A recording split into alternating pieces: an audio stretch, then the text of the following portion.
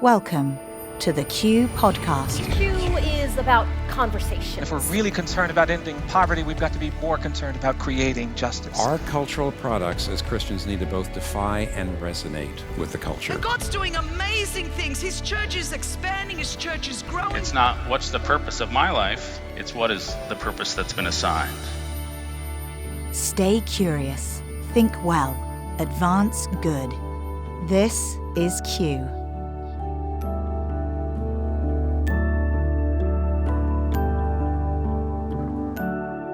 Welcome to another edition of the Q Podcast, and today is a special edition because we're talking about and unveiling our plans for this year's Q 2021 event that we do every year. And I have with me a very, very, very special guest, my wife, Rebekah Lyons. By default, your Yep, wife. my wife. It's very First special. my wife, then you're Rebekah Lyons. Let's not get that mixed up ever. Okay. And what I love about the journey with Rebekah is when we began this whole vision mission in 2003. So we're like 18 years. This is the 15th Q conference. I love it. And so much has happened. So much has changed. I And know. this year's presenting some incredible opportunities we would have never imagined 15 years ago.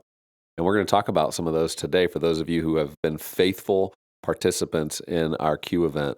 We're going to get into some of the details of how that's going to function this year too. Yeah. Having attended every single one of these,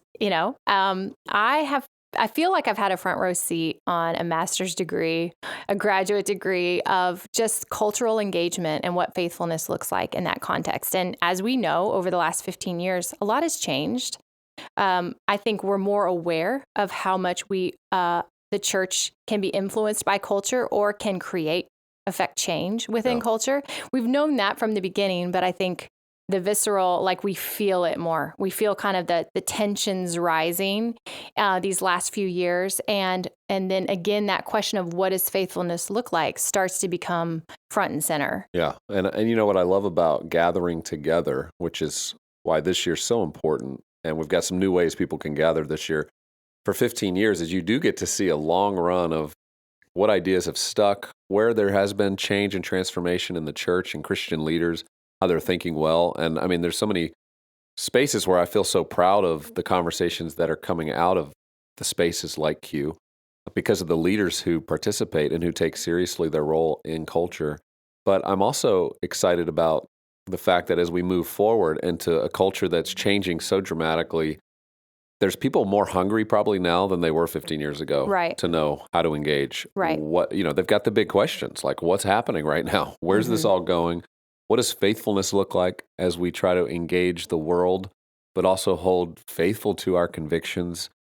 These are the tough tensions. And I would say the majority of the church now feels it in a way they didn't 15 years ago. And so we have seen just through our work at Q and Q Ideas that so many people are now finding us because they're asking the same questions that the people that have been a part of this community have been working on for many, many years. And in some ways feels like we got a little bit of a head start, at least, and some resources and some talks and some great conversations that are now helping people think well for the days ahead. Yeah, I think it's good for the church that a Christian, Judeo-Christian perspective isn't assumed anymore culturally. Like I think, even a couple decades ago, it was more assumptive that like we are still a Christian nation or at least the majority would see ourselves that way. Or called themselves Christian, right? Right. It's like 75, 78% Right. back in 2007 when we had our first Q. Right.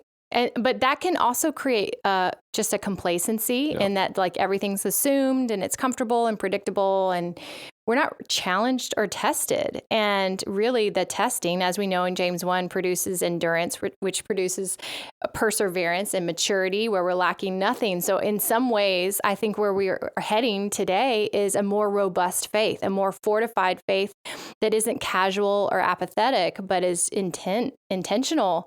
And as a result, more compelling, more poignant. At least for me, that's how I'm experiencing it. And I feel like the people I have conversations with are they're sitting forward in their chair. It's no longer like entertain me at church, give me a show, make me feel good about my lifestyle. Yep. It's like, no, how do I engage a faith that's costly? Yeah, and things are getting, I'm made for this. And they're getting real for us, for our families. So many people that have grown up with Q, we were 27 when we started the organization, I guess 30 when we had our first Q. So a lot's changed. We had little babies then, and now they're teenagers and going to college and asking all those tension questions. It's forced us to know how to talk about our faith to a teenager who's asking the big questions and has friends asking the big questions. And so, number one, thank you to you for just your faithfulness to journey with me and our team in this. We've had an incredible team. Rob McCloskey is sitting here next to me. Some of you know Rob because he loves that you mentioned his name. Well, I know he's so embarrassed, even though nobody can see him. But he's been a part of this journey, helping lead and guide so faithfully for these 15 years. And so I know he's nodding with me like this year feels more important than ever. Like every year has felt that way. But man, when last year happened with COVID and we were one of the first events that were sitting in the crosshairs of cancellation because we were late April and everything had canceled. But fortunately, we were able to devise a great plan to still serve you as leaders and provide the virtual summit. So we did the Q 2020 virtual summit, over 40 talks. And that was amazing. It was like live TV for 2 days, so many good topics and talks, and we heard so much feedback. We reached more people than we ever had. We had over 10,000 people participate. And so as we looked towards this year, our dates are April 22nd and 23rd. So get that down on your calendar, April 22nd to 23rd. No matter where you're at in the world, you're going to be able to participate. We're calling it, the theme of it's called Culture Summit. So we're just being really simple here because a lot of people don't know what Q 2021 means. So we just want to be clear. It's a culture summit. And at the Culture Summit, we're going to bring together the best leaders, the thought leaders, the people who are experts on every topic you could imagine needing to learn about and needing to better understand as a Christian leader who wants to be faithful. They're going to be a part of this. And we're doing our best to gather and find the creative ways that you can participate. So there's 3 ways people can participate. One is in person, very limited in-person gathering due to COVID, due to restrictions. We want to be really careful with that. And so there's limited seating for that, for those who already have tables they've purchased and all that. We're trying to work with everybody to make that happen as best we can in a much smaller setting. But secondly, this year, we're going to have the opportunity for people to host watch parties and conversation parties and debate parties and all the kinds of parties you need to have around Q, because you don't just watch Q. You discuss Q, you dialogue. And so we're creating the opportunity for anybody listening right now that says, you know what, I can't travel to Nashville, or I don't want to travel to Nashville. I want to stay right here. I want to bring some of my friends together who are thoughtful, I love dialoguing with, and we're going to journey together over these 2 days of April 22nd and 23rd and take in these talks, interact with experts through our Q&As digitally that we're going to create for you, and then have conversations in the room together about what you're hearing, about what you're thinking, about how you want to plan for the future. And then the third way is simply if you can only watch in isolation because that's best for you from a health perspective, or it's just more convenient, you're going to have the opportunity to have a virtual pass and participate like you could have last year. So all kinds of ways to be a part of a very important dialogue going to be happening April 22nd and 23rd. What I love about the Q attendee or someone who's been to our events in the past, it's such a thoughtful community that doesn't want to just like think and sit on the, you could have a pontificating community, right? Where we just talk about all the ideas and think about them and then talk about them some more and then think about them. This is a very action-oriented community that awareness breeds action. And that's what I love about you guys, the listeners here on this podcast, because it's not enough to take in the information. You are compelled, the love of Christ compels you to do something with it and do something about it. And maybe you're hearing Gabe about a watch party and you're like, no, I do not want to host or facilitate a debate in my home.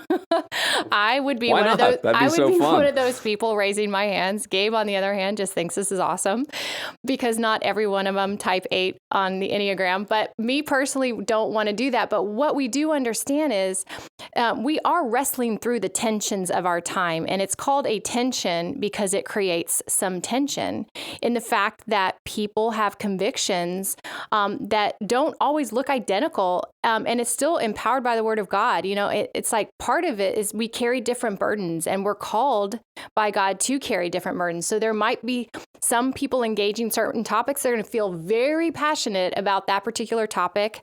And somebody else is going to be very passionate about something else. It doesn't mean one is right or wrong. It means God's actually uniquely designed us and appointed us with a call and an invitation to be a redemptive work in whatever that area he's given us a passion for. So this is a very passionate people, and I'm excited about that, which is why I do also affirm and encourage that you gather with people if at all humanly possible, because we are a communal people made by a communal God. And coming out of a year of isolation, we read about this in our liturgy book, Gabe, that gathering is an act of war. It's this decision to go, we are not going to alienate and isolate ourselves. The church has always been stronger when it's together. And so whatever form or fashion that looks like, however small or spread out that needs to be, it's still important to have that nonverbal encounter in the same room. Yeah, and a verbal encounter. Or too, if you want to debate. Yeah.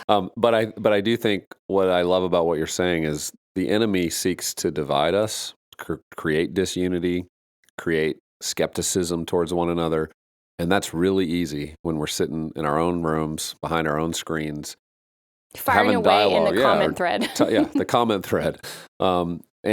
And that's fine. If that's what you need to do, then great, do it. Because we know for some people, that's going to be the only way that they can participate. But if at all you can sit with some friends, maybe it's just one other friend.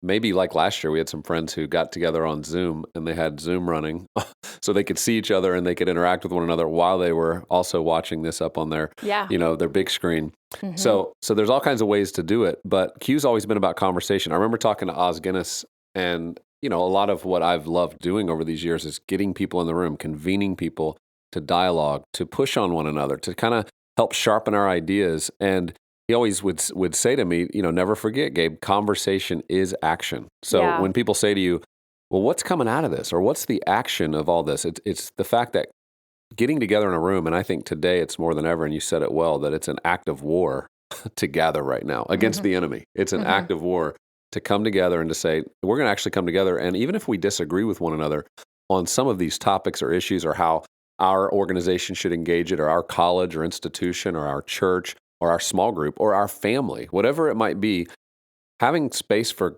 respectful dialogue is missing in our culture today. Absolutely missing. And we have an opportunity April 22nd and 23rd to create all these little hubs and spaces where real conversation can happen amongst believers, some maybe non-believers, about the ways in which our faith calls us and compels us to engage the culture today. And the questions aren't going to get any easier.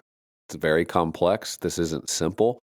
And so that's why we have to create the space. If we don't talk about it, we go into our echo chambers. We go into these spaces where we don't become our best selves.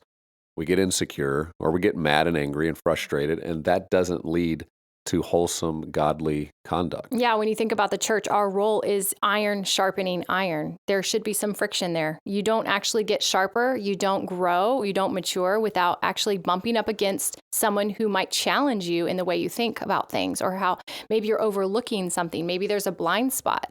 So iron sharpening iron is of God. It's what he commands the church to do, versus, dropping the mic, and leaving the room because you had the last word. And so that's the difference. We all know this. We're saying what you already understand, but I just think we have to remind ourselves, and that's one thing in the church we don't do enough, is like, we know this inherently, but we don't remind ourselves that this is how we must act. This is how we actually should posture ourselves in humility. And so this is a great example of doing this together, being reminded that we're better together, that we belong to one another, that we are one in Christ. And this is just a way to embody that. Yeah.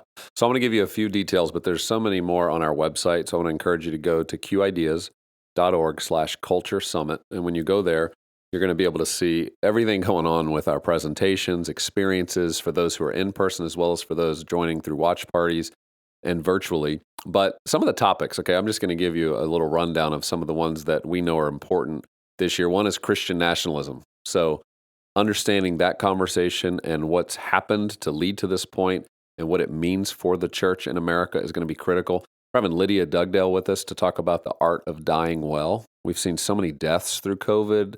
I think most of us have had a new experience of grieving and thinking about death. And so she's going to bring a brilliant perspective on how do we think about that, especially from a faith perspective. Talking about fascism with Andy No, who's somebody who's dealt directly with Antifa and been a journalist in that front. Tony Newhoff talking about marriage and divorce, and so many marriages ending in divorce right now. This past year has created plenty of those. So many pastors trying to deal with that. She's going to help us better understand how to save marriages before they end. We're talking about the suicide trend. We've seen a complete uptick in suicide taking place, especially amongst the younger generation, but all the way up into the 40s.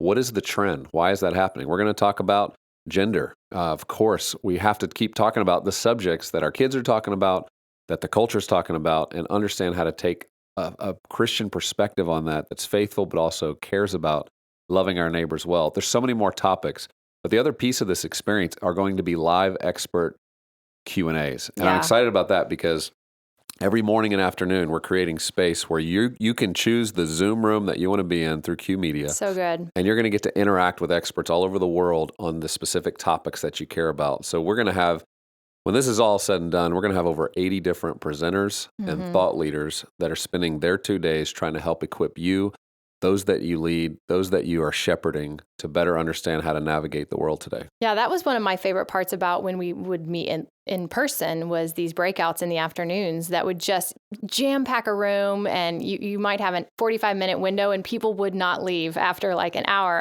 and 15 because there's so many questions. So we still want to make room for that in those dialogues and conversations. And I think we should definitely coin the room Zoom room. I doubt we've coined that. I'm sure somebody else has already done that, but that's awesome. Yeah, a Q room. So as we do this, just a reminder, we love partnering with you. We love that you're listening to this, but join with us April 22nd and 23rd. Go to qideas.org/culture summit. There'll be a few seats still remaining to join us in person, but be one of those leaders that says, I want to gather other people and have a bigger conversation. Be a part of the watch party experience. That's going to only be $99 if you're a virtual attender.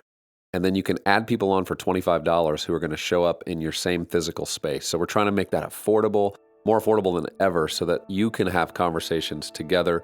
And then if you can only join virtually, that's $99. You can see all of this at qideas.org/culture summit. Cannot wait to see you there.